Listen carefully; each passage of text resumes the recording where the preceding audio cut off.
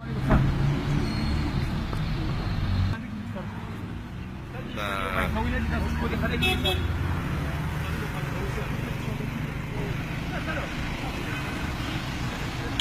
ये dental glasses use कर रहे हैं और खालिद खान ने इन्हें रोका है और साथ साथ इनको गाइड भी कर रहे हैं, एजुकेट कर रहे हैं इस हवाले से कि ये क्यों रिमूव किए जा रहे हैं। ठीक है, इनको जवाब भी पेश किया जा रहा है और दूसरा इस चीज़ को रिमूव भी किया जा रहा है।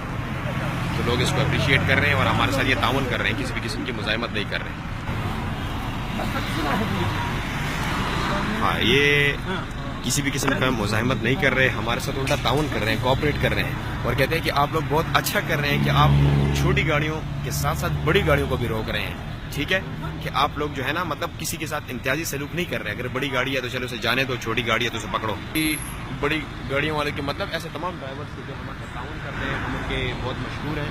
ठीक है, कि वो कानून पर अमल दरामद करने वाले लोग जो है रोड के ऊपर खड़े हैं, उनके साथ ताउन कर रहे हैं, मुज़ाहमत नहीं कर रहे, धमकियाँ नहीं दे रहे, हमें क्या कहते हैं कि 10 को गिरफ्तार नहीं हो रहे।